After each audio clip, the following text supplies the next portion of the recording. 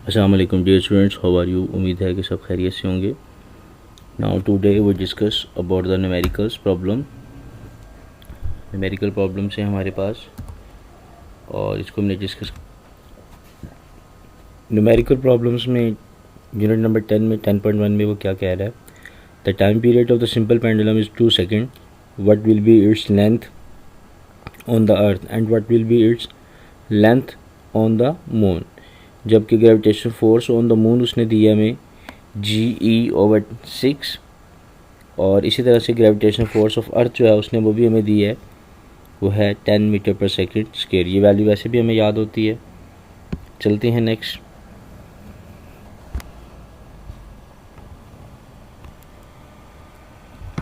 हम बात करते हैं जी फिज़िक्स की। क्लास है 10th। सबसे पहले हम लिखेंगे गिवन डाटा। प्रॉब्लम नंबर है 10.1। गिवन डाटा क्या एक नंबर होता है। आप एक नंबर ज़रूर हासिल करें कम से कम किसी भी न्यूमेरिकल को सॉल्व करने के लिए। तो गिवन डाटा में हमारे पास यहाँ वैल्यूज़ क्या हैं बेटा कि टाइम पीरियड उसने दिया हुआ है 2 second. Gravitation force of earth उसने दी है 10 मीटर पर सेकेंड स्क्वायर। इसी तरह से ग्रेविटेशनल फोर्स ऑन मून दिया उसने gravitation of earth divided by 6, यानी कि 10/6 इज इक्वल टू 5/3 मीटर पर सेकेंड स्क्वायर। अब कहता है फाइंड क्या करना है हमने जी बेटा, फाइंड करना हमने लेंथ ऑन अर्थ और इसके अलावा length on moon. Simple pendulum की हमने लेंथ मालूम करनी है मून पे और अर्थ पे। सॉल्यूशन की तरफ चलते हैं। सॉल्यूशन में सबसे पहले हम क्या लिखेंगे यहाँ पे फार्मूला कि टाइम पीरियड बराबर है 2π√L/G। अगर बात हो रही है अर्थ की तो फार्मूला कुछ इस तरह से बनेगा। टाइम पीरियड की जगह वैल्यू आ गई 2 सेकेंड, 2 × 22/7। पाई की वैल्यू 22/7 होती है। LE वैसे का वैसे ही और ग्रेविटेशनल फोर्स है 10।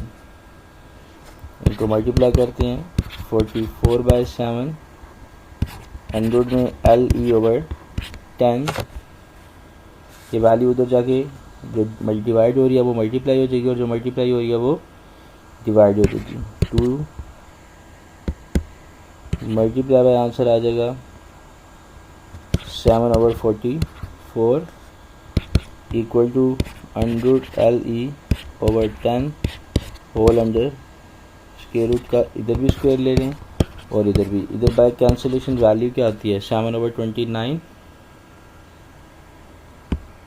इधर 7 का स्क्वायर बनेगा बेटा 49 और 22 का स्क्वायर है 484 इक्वल टू किसके आ जाएगा LE/10। मुझे LE की वैल्यू चाहिए थी। LE इज इक्वल टू ये 10 उधर जाके मल्टीप्लाई कर देगा 49 से, ये बनेगा 490/484। और जैसे ही मैं इसकी वैल्यू डिवाइड करता हूँ 490 को 490 डिवाइडेड बाय 484 से आंसर क्या आता है 1.012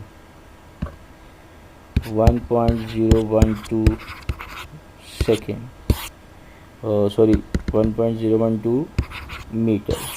ये इसकी लेंथ आ गई। अब नेक्स्ट चलते हैं। अब हमने बात करनी है मून के हवाले से। तो ग्रेविटेशन फोर्स ऑन मून और लेंथ ऑन मून फाइंड करनी है हमने। फिर से वैल्यू पुट करें 2 सेकेंड इसमें गिवन दिया हमें टाइम पीरियड 2 × 22/7। पाई की वैल्यू 100 LM/GM की जगह वैल्यू आ जाएगी 5/3। यहाँ से देखिए तो 2 ये मल्टीप्लाई किया तो 44/7 100, ये 5/3 है, ये उलट जाएगा, ये बन जाएगा 3/5 LM। नेक्स्ट ये वैल्यू उधर ले जाएं 2 मल्टीप्लाई पे उधर जाके उलट जाएगी इन्वर्स हो जाएगी। यहाँ पे क्या आएगा 3/5 LM, ये वैल्यू कैंसिलेशन हुई तो क्या आया 22, इधर भी स्क्वायर ले लिया, इधर भी स्क्वायर लिया, ये कैंसिलेट हुआ, स्क्वायर रूट से बाहर आ गई वैल्यू। यहाँ 7 का स्क्वायर फिर 49 और बटे में 484 इक्वल टू वैल्यू क्या है 3/5 LM। ये वैल्यू उधर जाएगी तो उलट जाएगी, क्या वैल्यू बनेगी 5/3 मल्टीप्लाई बाय 49/484। मतलब ये हुआ कि हमने यहाँ पे,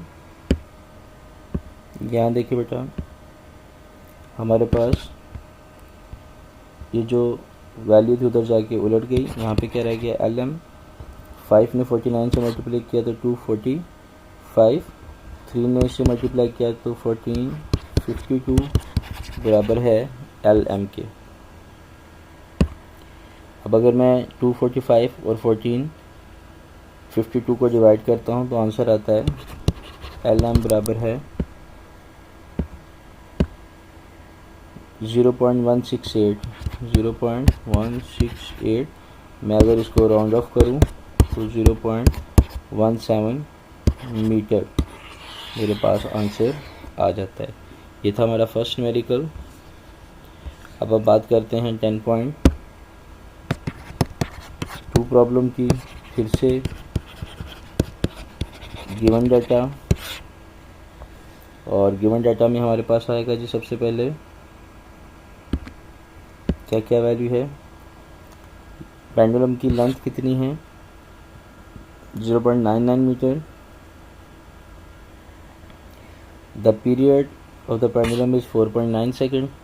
what the value of the g gravitation force on moon. Moon के ऊपर हमने ग्रेविटेशन फोर्स को फाइंड करना है। लेट्स सी लेंथ कितनी दी है बेटा उसने हमें 0.99 मीटर, 0.99 मीटर। और टाइम पीरियड उसने हमें कितना दिया है 4.9 सेकेंड। ये दो वैल्यूज होंगी हमारे पास 4.9 सेकेंड और 0.99। फाइंड क्या करना हमने